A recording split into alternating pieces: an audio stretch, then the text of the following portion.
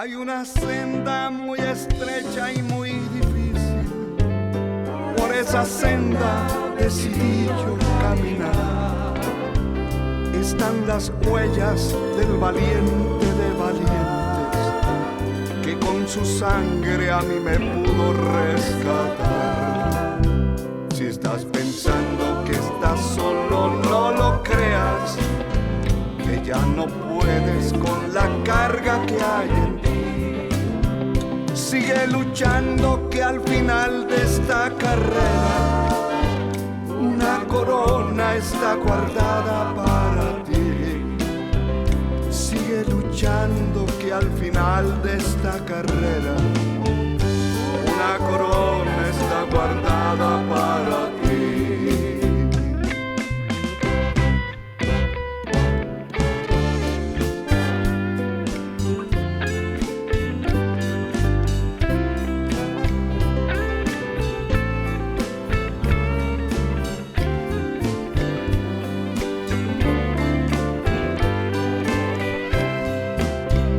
Sigue valiente en esta senda, no te apartes.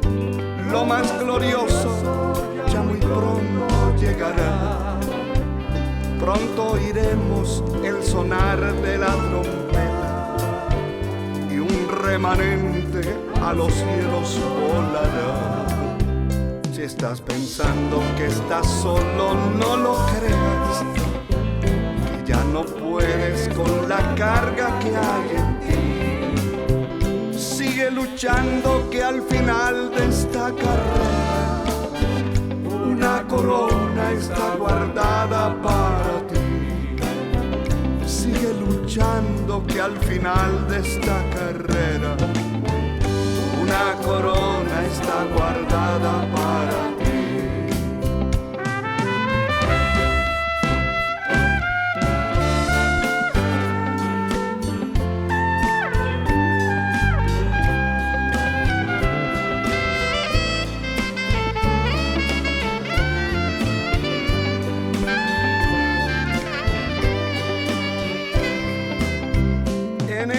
Cosas somos más que vencedores por medio de Cristo, aquel que nos amó.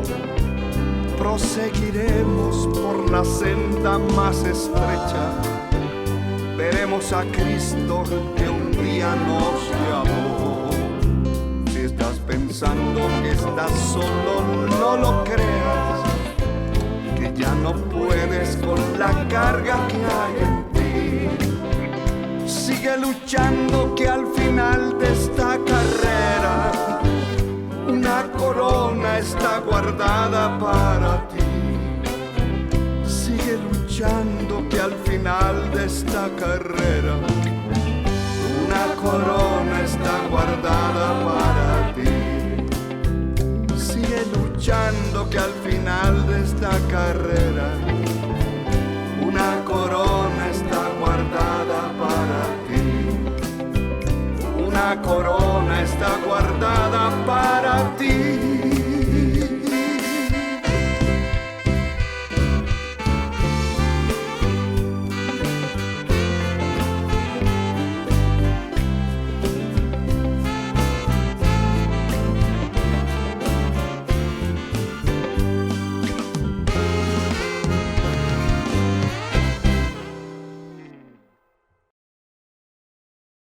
Mis ojos pondré en los fieles de la tierra, para que estén conmigo.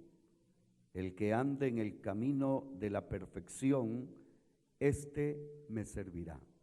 Con la ayuda del Señor vamos a predicar la palabra bajo el tema el camino de la perfección. Gloria al nombre del Señor.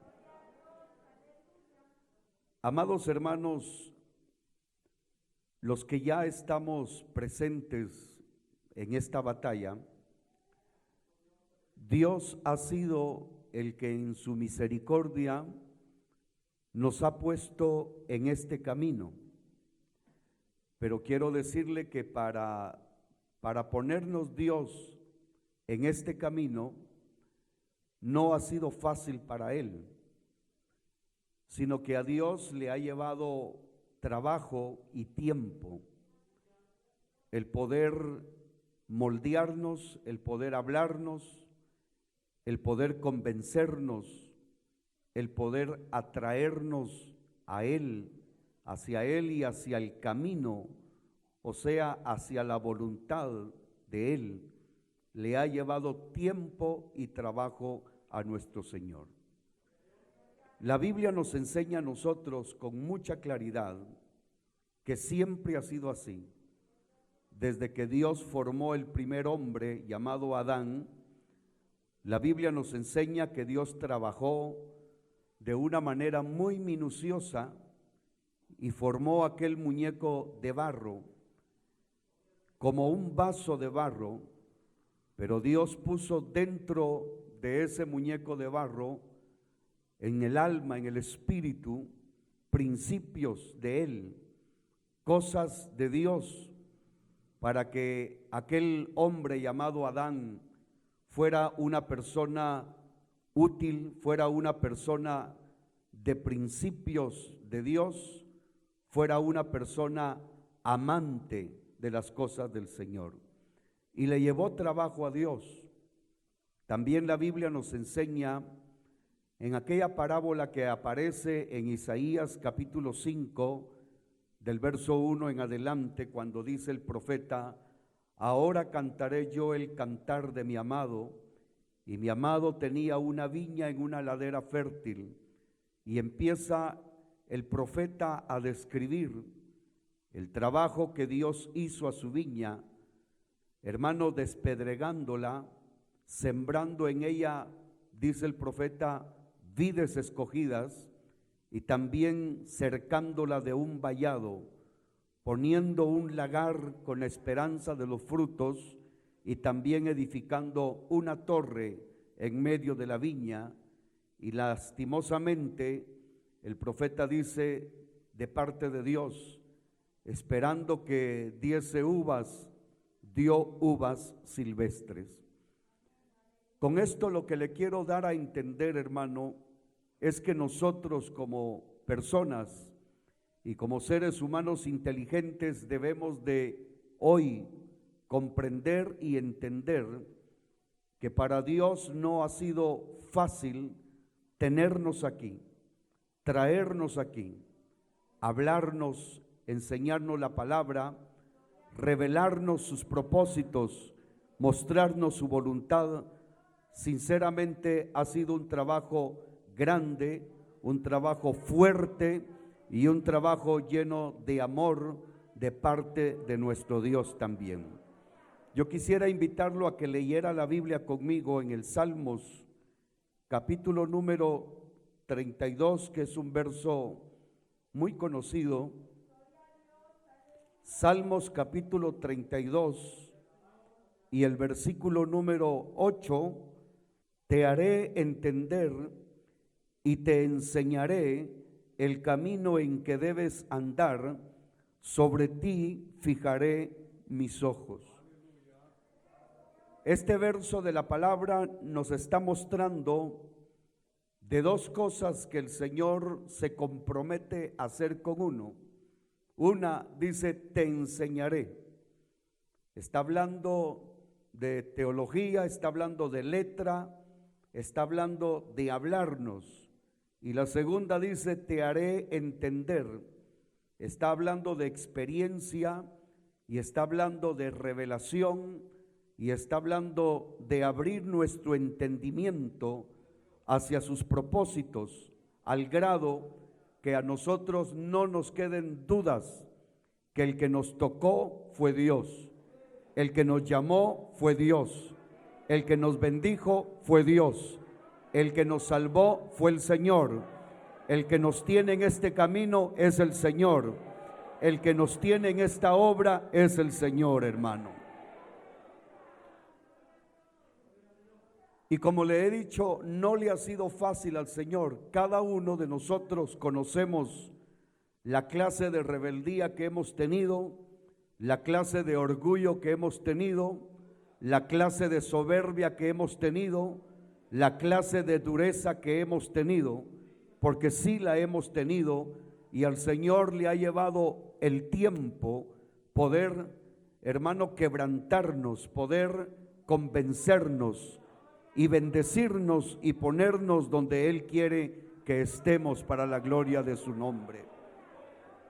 La palabra nos enseña, amados hermanos, de varios tratos que Dios tuvo con personas que fueron importantes dentro de la historia bíblica. Una de ellas, hermano, es aquel gran hombre de Dios llamado Moisés. Moisés, que todos conocemos su historia y que es una historia muy convincente, muy ejemplar. Es una historia, hermano, en la cual cada cristiano podemos aprender mucho de las experiencias con Dios. Y este hombre, huyendo de la tierra de Egipto para salvar su vida, se fue al desierto de Madián, y ahí, estando pastoreando las ovejas de su suegro, amados hermanos, Dios empezó los tratos con él.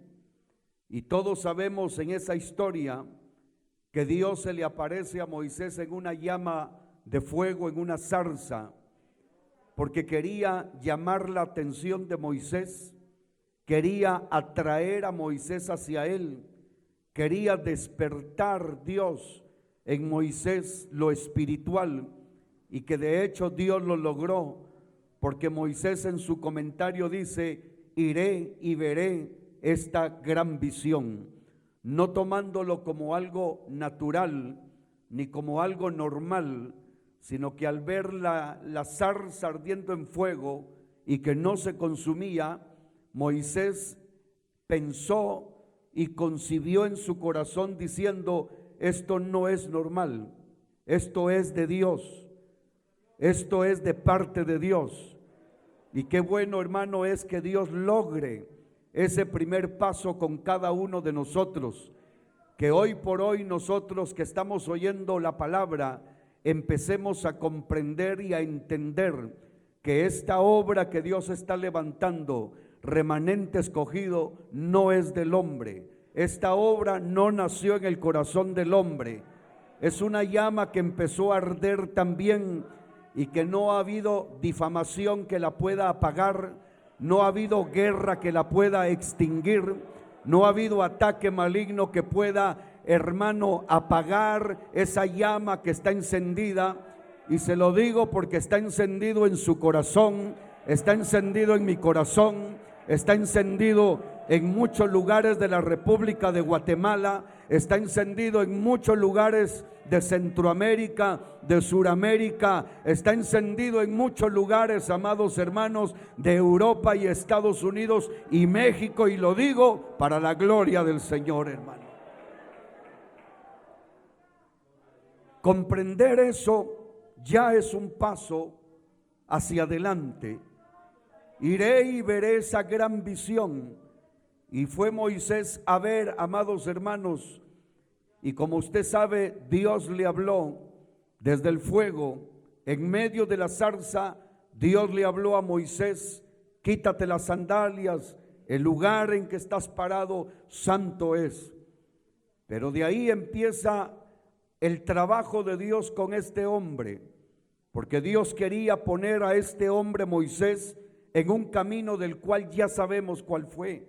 Él no lo sabía, Dios lo estaba preparando, Dios lo estaba escogiendo, porque él estaba por Dios escogido para hacer un trabajo grande, para hacer un trabajo fundamental, para hacer un trabajo de excelencia, para hacer un trabajo que conmovería no solo a la tierra de Egipto, sino que al mundo entero en ese momento. Pero Moisés no lo sabía. Moisés estaba apegado a su trabajo material, rutinario, que era de cuidar las ovejas de su suegro. Supongo que Moisés vivía, humanamente hablando, tranquilo con su esposa Séfora y sus 2 hijos en el desierto de Madián. Pero eso es lo bueno de Dios, que Dios interrumpe nuestra vida cotidiana, que Dios se mete en medio de nuestra familia para enseñarnos que nosotros no hemos nacido en esta tierra solo para barrer, solo para trabajar en una empresa. No hemos venido a este mundo solo para pasar nada más por el mundo. Dios quiere enseñarnos y Dios quiere hacernos entender que Él está trabajando con nuestra vida, Él está trabajando con nuestra mente, Él está trabajando con nuestra familia. Amén, a su nombre, gloria. Y gloria a Dios, porque Moisés se inclinó y empezó a oír la voz del Señor. Y Dios empezó a hablarle. Y ahí en Éxodo capítulo 3, ya usted lo va a leer despacio en casa, usted puede leer y entender claramente, mis hermanos, cómo a Dios no le fue fácil convencer a aquel hombre llamado Moisés, porque Moisés en ese capítulo 3 y en el capítulo 4 le puso varios peros al Señor. Cuestionó al Señor en varias cosas. Le dijo: no me creerán, me van a tomar como un farsante. ¿Qué le diré yo a la gente? Y también le dijo Dios a Moisés: no puedo hablar igual que el profeta Jeremías, cuando el Señor lo estaba tratando y lo llamó. El profeta le dijo: no sé hablar porque soy niño, no puedo expresarme, dijo Moisés. Son los típicos, hermano, comentarios y excusas que podemos cada uno de nosotros por no entender a qué Dios nos ha llamado, por no comprender para qué Dios nos quiere usar, por no comprender hacia dónde Dios nos quiere llamar o enviar. Y aquel hombre, repito, hablaba con Dios, y Dios, para convencerlo, primero le dio la señal de la zarza ardiendo. Segundo, le dijo: echa tu vara en tierra, y se convirtió en serpiente, y Moisés corría delante de la serpiente. Dios le dijo: tómala por la cola, y la tomó y se volvió vara otra vez.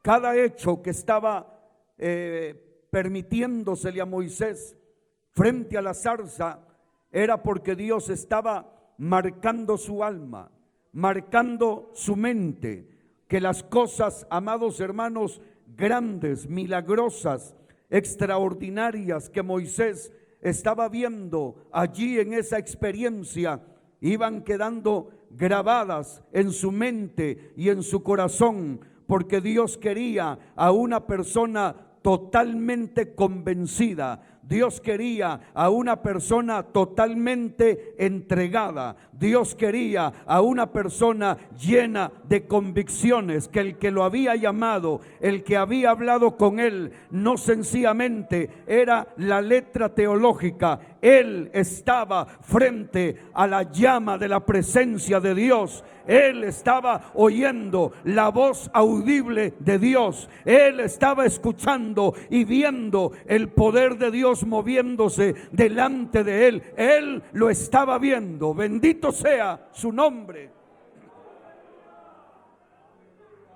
Pero no se convencía. Y le dijo Dios: mete tu mano bajo tu seno, bajo tu brazo. Y Moisés lo hizo. Y cuando sacó la mano estaba leprosa, estaba enferma la mano. Y le dice Dios a Moisés: vuelve a meter la mano. Y lo hizo, y al sacarla estaba completamente sana. ¿Qué le estaba demostrando Dios ahí? Que no le tuviera miedo a Faraón, que no le tuviera miedo a las vicisitudes de la vida, que no le tuviera miedo a la plaga, que no le tuviera miedo a la enfermedad, que no le tuviera miedo a todo lo que se venía en contra de él o estaba en contra de él, porque el que lo había llamado estaba presente para protegerlo, para guardarlo, para bendecirlo, para tomarlo, para cumplir su propósito en él hasta el día en que Dios lo iba a permitir. Bendito sea el nombre del Señor. Bendito sea el nombre del Señor. Qué triste, hermanos, que hay muchos cristianos que lamentablemente no procuran que sus convicciones sean más sólidas, sean más fuertes, que sus convicciones se enraícen más en su alma, en su corazón, y dejan pasar el tiempo y no procuran, como Moisés, acercarse a la zarza, acercarse a Dios. Hay una vigilia, no se acercan. Hay un ayuno, no se acercan. Hay un servicio, no se acercan. Hay una transmisión, no se conectan.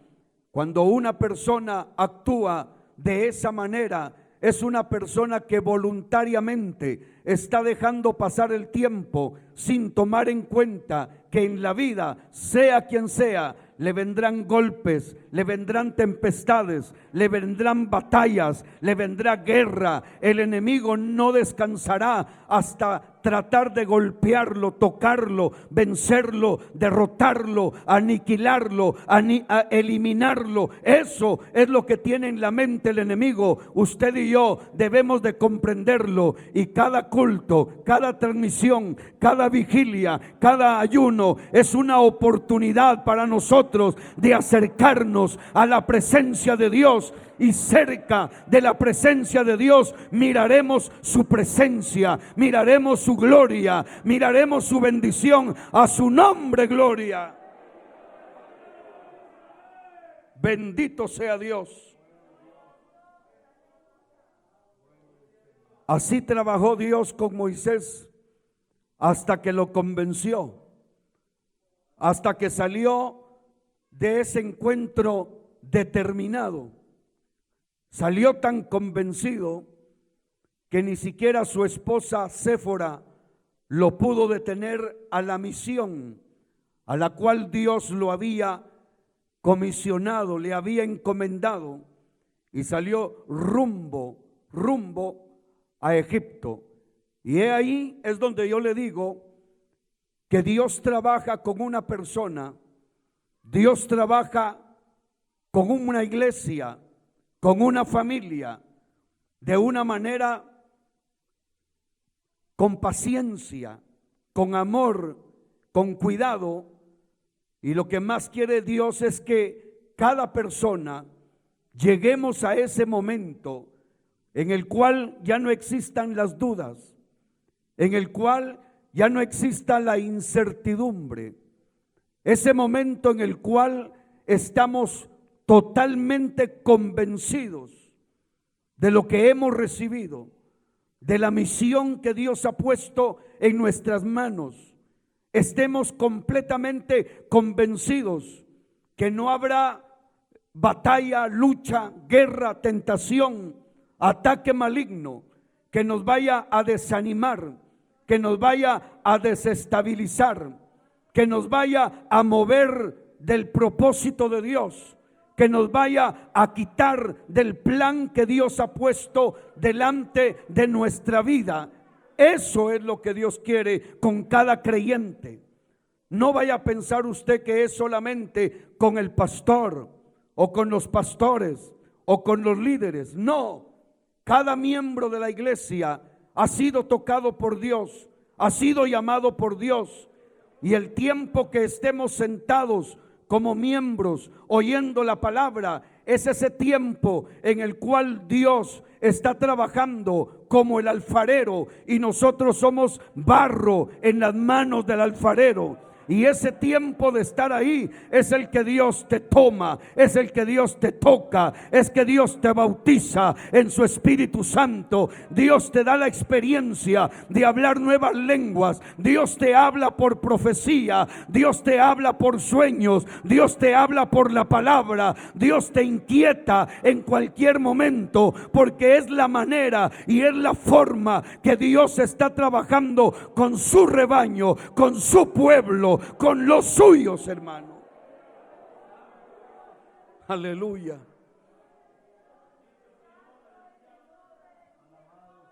Y por eso le decía al inicio, Dios, cuando ya estamos plenamente convencidos, nos ha puesto en un camino, y que la Biblia le llama el camino de la perfección. Y el propósito de Dios es que desde el momento que el Señor nos ponga en ese camino, es para que nosotros avancemos y seamos personas conquistadoras en este camino que Dios nos ha puesto.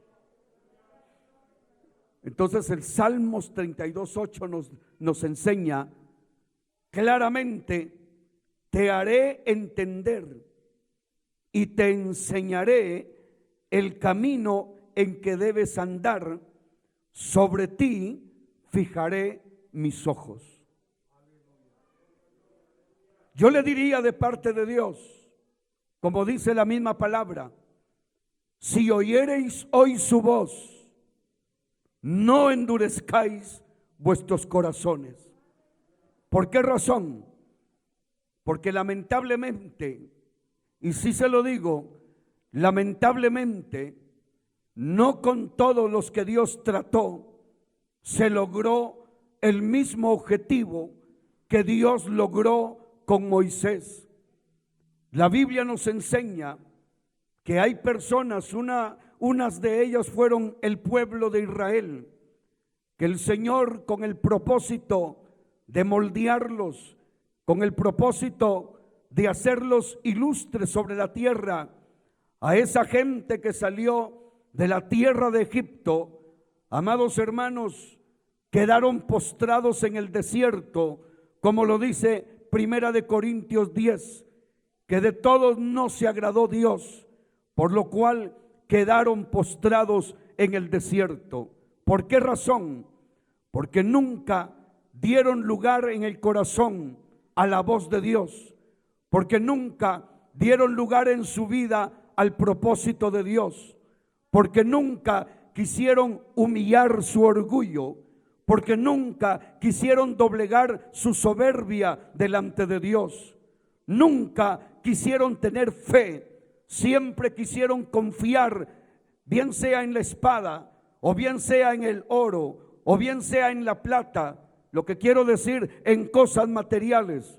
Y el propósito de Dios de tenerlos en el desierto era para demostrarle que Dios no necesita ni de bancos, ni de mercados. Dios no necesita de supermercados, ni de centros comerciales, ni de calles, ni de avenidas para mantener a su pueblo, para bendecir a su pueblo, para llevar adelante a su pueblo, para tener en victoria a su pueblo. A su nombre sea la gloria, hermano. El mismo Dios dijo del pueblo de Israel: es pueblo que anda divagando en sus corazones, que nunca quisieron darle lugar, hermano, a lo que Dios estaba tratando con sus vidas. Ese es el consejo que Dios le da al pueblo hoy, a la congregación hoy. Hoy en este tiempo hay muchos distractores en el mundo, hay muchos lugares para pasear, hay muchos lugares para relajarse, hay muchos lugares para ir a pasar el tiempo. Hay muchos lugares y cosas para entretenerse en la vida. Hay muchas cosas y muchas cuestiones en la tierra que si uno no se cuida, le roban la fe, le roban el ánimo, le roban la fuerza, le roban, amados hermanos, hasta la valentía de enfrentarse a una batalla. Roban al pueblo el gozo de ir a bendecir y adorar a Dios. Iglesia, la iglesia no debe de perder ese gozo que se debe de tener en el corazón para buscar a Dios, hermano.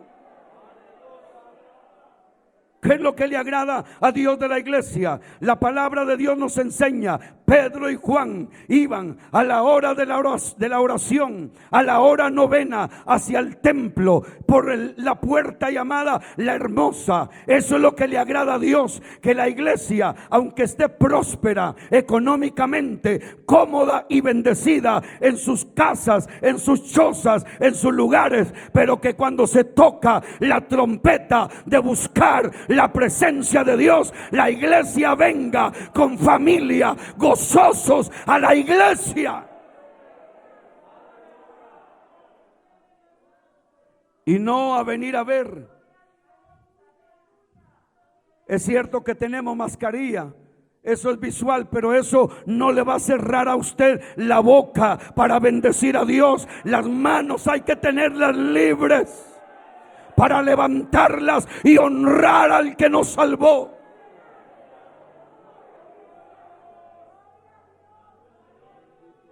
Gloria a Dios para siempre. ¿Qué le agrada a Dios de la iglesia, hermano? Que la iglesia no pierda el gozo, porque hay muchos creyentes que aunque hacen cosas por la obra y para la gloria de Dios, pero perdieron el gozo. Muchos hacen cosas bajo presión o por el qué dirán. Muchos dentro del evangelio se acostumbraron a ser religiosos, rutinarios, cotidianos en su vida, hermano, en su experiencia con Dios. Déjeme decirle, como hermanos en Cristo, como cristianos que somos, Dios no se merece bocas cerradas. Dios no se merece malas caras o caras de desanimados. Dios no se merece oír quejas. Yo en lo personal no tengo nada que quejarme de Dios. He sufrido, sí. He vivido momentos duros también. He estado en momentos de enfermedad también. Pero eso no es para quejarme de Dios. He tenido problemas también, pero eso no es para quejarme de Dios. No es a la iglesia a venir a quejarme que soy cristiano, a quejarme que estoy en la obra, a quejarme de lo que estoy viviendo. Yo me acuerdo de la vida que vivía, me acuerdo de donde Dios me tomó, me acuerdo de donde Dios me sacó, me acuerdo de la vida que llevaba, pero me acuerdo del momento en que Dios me salvó, en que Dios me tomó, en que Dios me restauró. Recuerdo el momento en que la misericordia de Dios me tomó cuando estaba solo y sin nada, y me llevó a un lugar que tenía una familia. Es esta mi familia, y ahí crecí y viví, y estoy agradecido con Dios.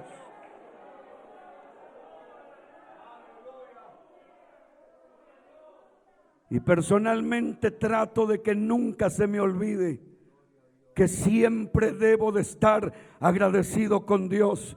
Cuando le canto con gozo y con agradecimiento. Cuando le alabo con gozo y agradecimiento. Cuando predico, lo predico con gozo y agradecimiento. Pueblo de Dios, no pierda el gozo. Pueblo de Dios, no pierda el agradecimiento como persona para con Dios. No lo pierda. A su nombre gloria. A su nombre sea la gloria.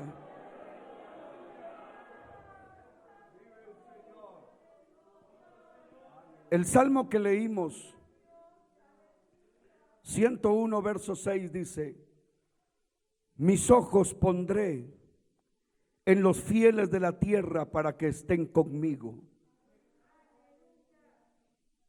Solo para no dejar esta parte del verso por un lado, le digo, ¿dónde se demuestra la fidelidad? La fidelidad se demuestra en la prueba.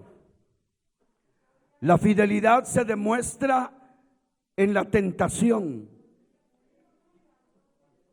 La fidelidad de la persona para con Dios se demuestra en el momento crítico, en el momento duro, en el momento difícil.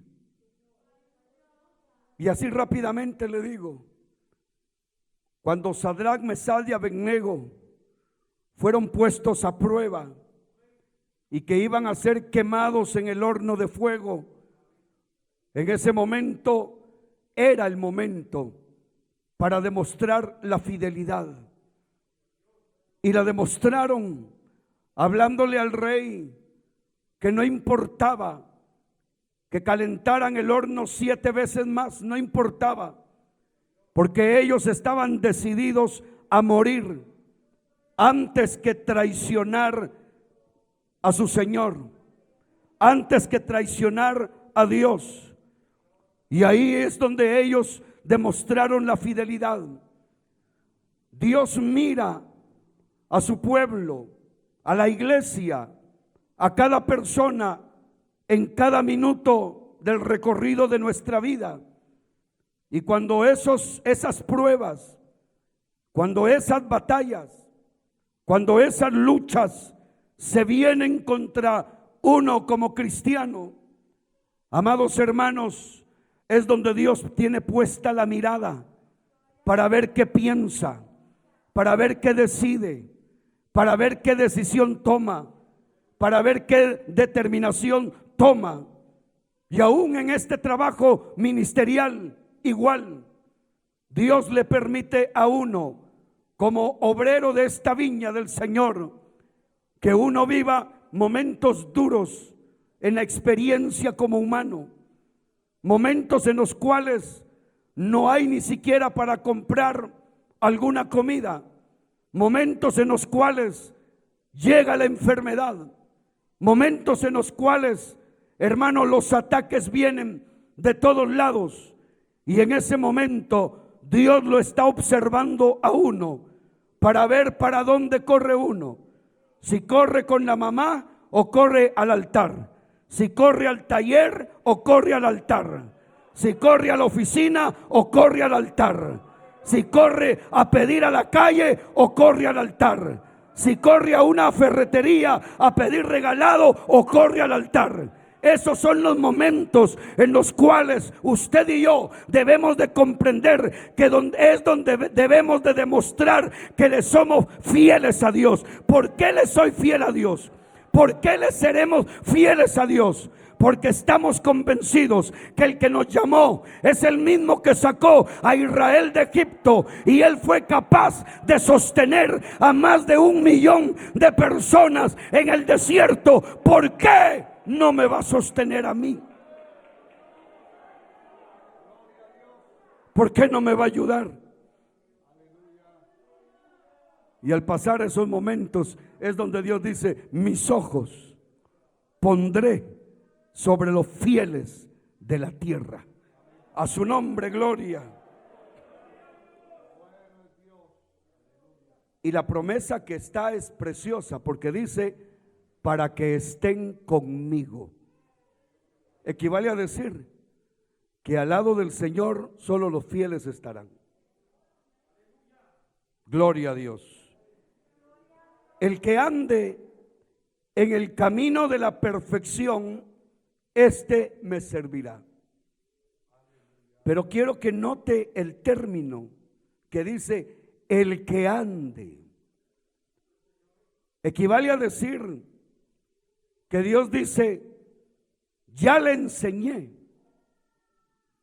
Que Dios dice: ya me mostré. Ya me revelé a él o a ella. Ya le hablé. Ya esa persona no tiene dudas de la verdad, del camino, de lo que a mí me gusta, de lo que yo quiero y de lo que yo quiero con su vida. Entonces, al decir el Señor, el que ande en el camino de la perfección, está hablando que ya la persona esté o está determinada, que la persona está decidida, que la persona está convencida, que la persona no hay quien lo haga desistir ni titubear de la decisión que ha tomado de andar por el camino en que Dios lo ha puesto. Y este camino de la perfección, estaríamos hablando que es el camino de la plena y perfecta voluntad de Dios con la iglesia y con su pueblo. Pero hay algunos detalles que yo quiero compartir con ustedes. Y para ello quiero que abramos la palabra en el libro primero de los Reyes. Gloria al Señor. Capítulo 11 de Primero de Reyes. Y quiero leerles el verso 3 y el verso 4 que dice: y tuvo 700 mujeres reinas y 300 concubinas.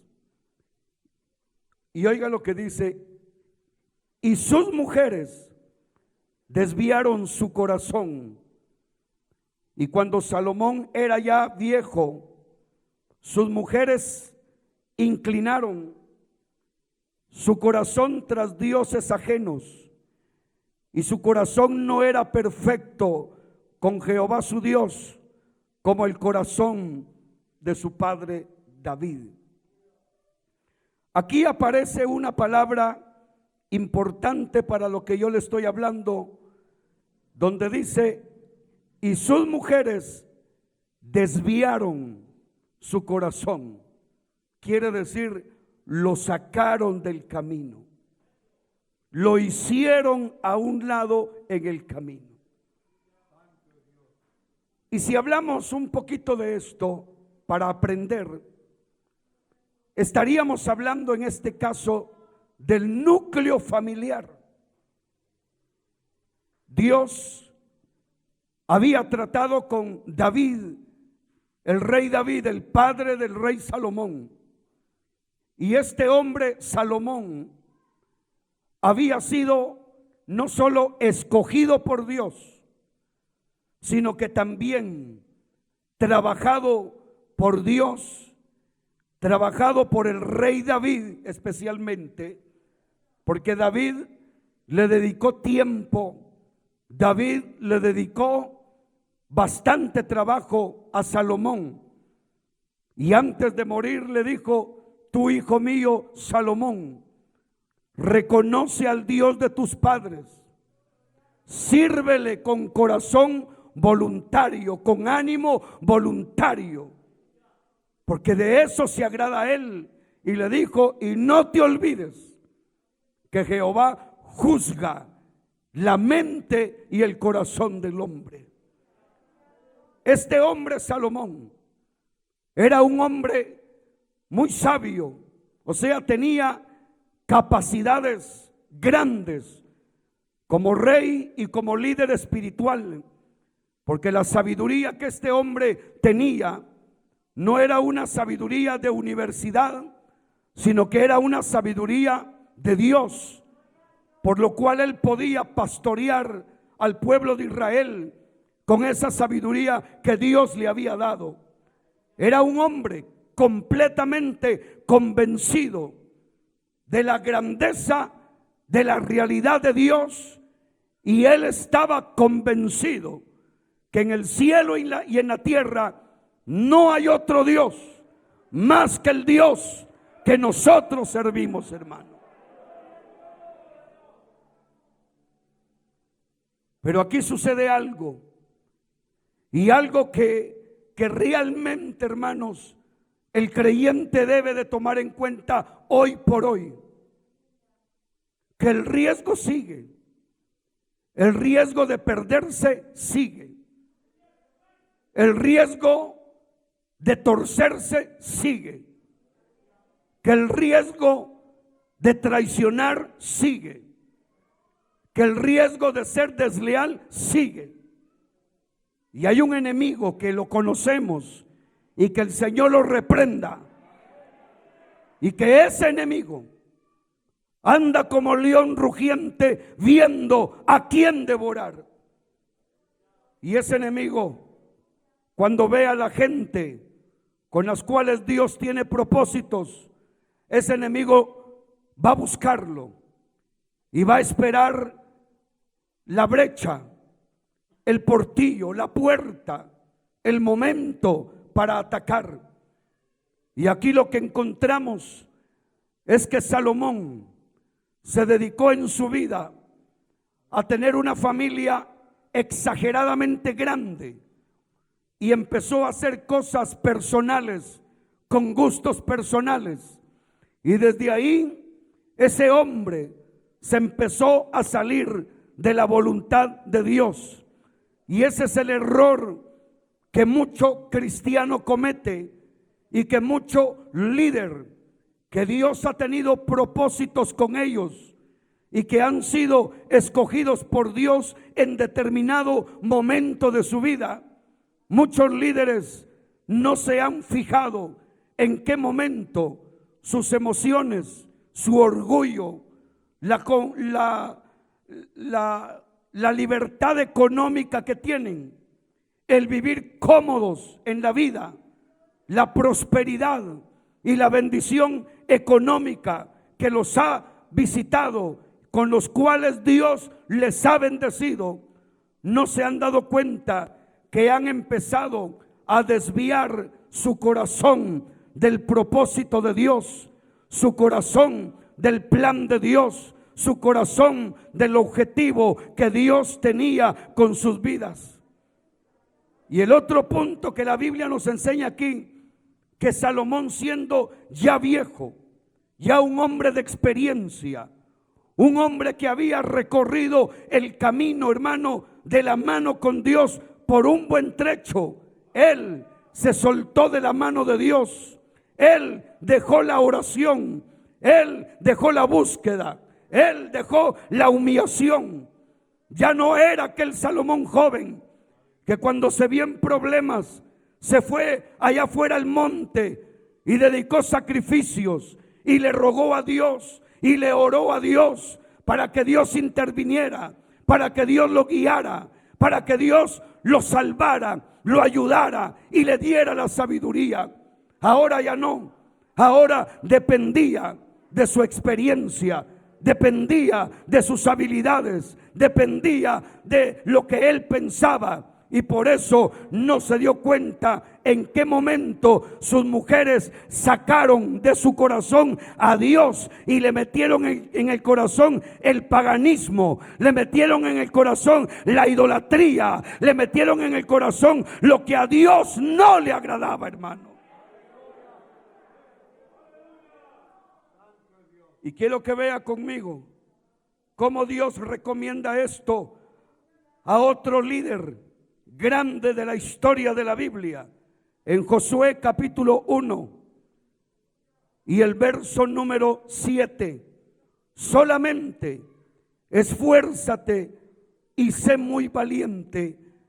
Y empieza Dios a decirle, para cuidar de hacer conforme a toda la ley que mi siervo Moisés te mandó. Vea lo que le dice Dios. No te apartes de ella, ni a diestra, ni a siniestra, para que seas prosperado en todas las cosas que emprendas. ¿Qué es la recomendación que Dios hace? No te apartes. Dios se ha preocupado por ponernos en un camino, por ponernos en su propósito, en lo que es su voluntad. Dios se ha llevado el trabajo de formarnos en nosotros la convicción, la fe, el ánimo, la fortaleza, talentos, y nos ha puesto en este camino. En este caso, Moisés había muerto ya y había dejado un gran trabajo y una gran tarea por hacer. Y tomó el cargo este joven llamado Josué, entre comillas, sin experiencia en el trabajo, entre comillas, sin las mismas capacidades que su siervo Moisés tenía como líder, menos la misma experiencia. Y Dios lo sabía. Y Dios sabía que Josué iba a emprender un camino difícil y, entre comillas, incierto para la mente humana, incierto para la inteligencia humana, un camino de sorpresas, porque iba a ser un camino de guerras, de batallas, de luchas. Iba a ser un camino que solo los valientes se atreven a recorrer. Y Dios lo que sabía, y Dios lo que sabe, es que el que se mantenga en este camino tiene que tener la fuerza, tiene que tener la valentía, tiene que tener el carácter, tiene que tener el fundamento. No puede ser un pusilánime, no puede ser un flojo, no puede ser un perezoso, no puede ser un quedado, no puede ser una persona tibia y menos mundana. Es un camino de batalla, pero si hay batalla, hay victoria. Y no son victorias comunes, y no son victorias pequeñas, y no son victorias escasas. Las victorias que hay en este camino de la perfección son victorias grandes, son victorias poderosas, son victorias que han estremecido la tierra en la historia. Gloria a Dios.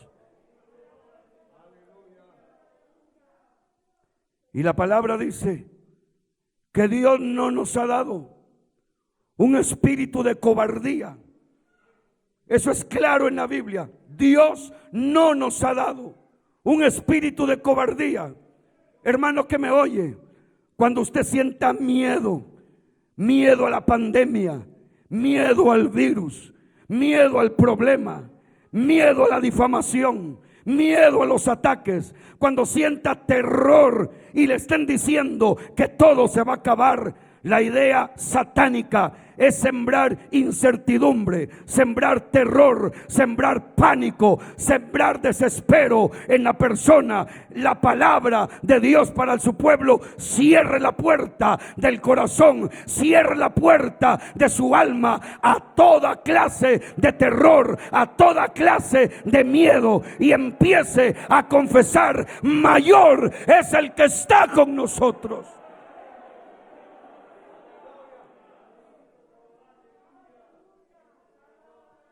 Y cuando sienta que la cobardía está tocando la puerta de su vida, ¿qué tengo que hacer? Repréndela, échela fuera, háblele, dígale: eso no es espíritu de Dios, eso no viene de Dios, eso no viene del cielo, eso viene del infierno, eso viene de los enemigos, eso viene del enemigo, échelo fuera.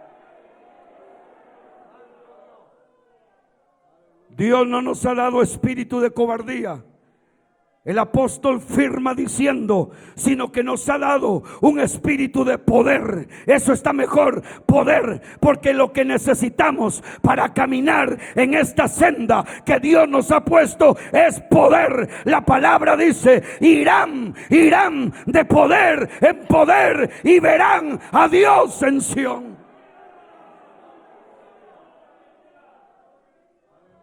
Lo que Dios ha dado es un espíritu de poder, de amor y de dominio propio, y eso lo sabe Dios. Nosotros solo somos vasos. Necesitamos que esas fuerzas de Dios estén con nosotros. Necesitamos que ese respaldo de Dios esté con nosotros. ¿Cuántos lo creen? Los pastores necesitamos respaldo de Dios. Los miembros necesitamos respaldo de Dios. Los líderes necesitamos respaldo de Dios. Vienen batallas todavía, vienen guerras todavía, vienen luchas todavía, pero cuando hay respaldo, no hay ni la mínima palabra de miedo, no hay la mínima palabra de temor.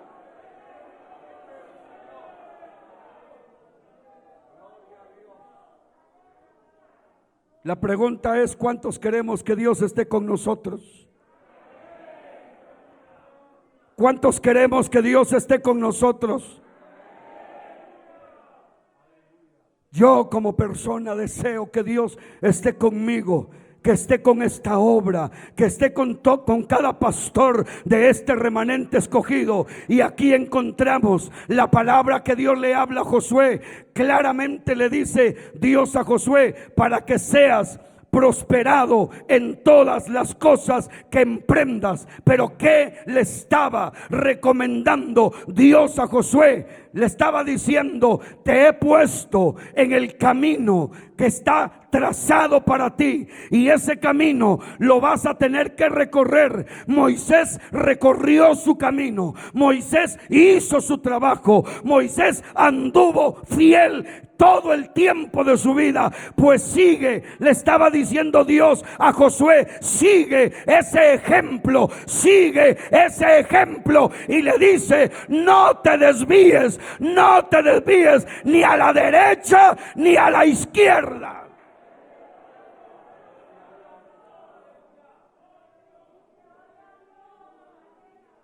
Aleluya, aleluya, aleluya.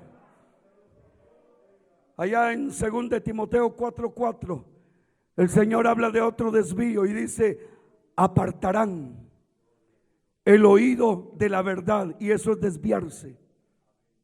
Hermano que me está oyendo, usted que está aquí en el templo y los que están en la parte baja de este edificio, yo le hablo con seguridad.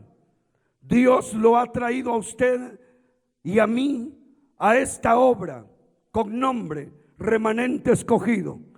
Dios en su misericordia nos ha cambiado, nos ha transformado.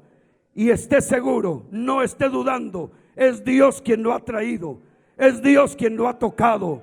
Usted que nos ve a través de esta transmisión, si está sintiendo en su corazón algo especial, es la llama de la presencia de Dios que lo está tocando. Allá en cualquier país de la tierra, es Dios el que está tratando. Nosotros estamos predicando la palabra, pero el Espíritu de Dios está trabajando en cada vida, en todo el mundo. Es Dios el que está tratando. Te enseñaré y te haré entender el camino en que debes de andar, ha dicho el Señor. Y ahora lo que Dios quiere a todos nosotros, que seamos responsables de lo que Dios nos ha confiado, seamos responsables de nuestra salvación, seamos responsables de nuestro compromiso con Dios. Y nos dice la palabra: no te desvíes ni a la izquierda ni a la derecha.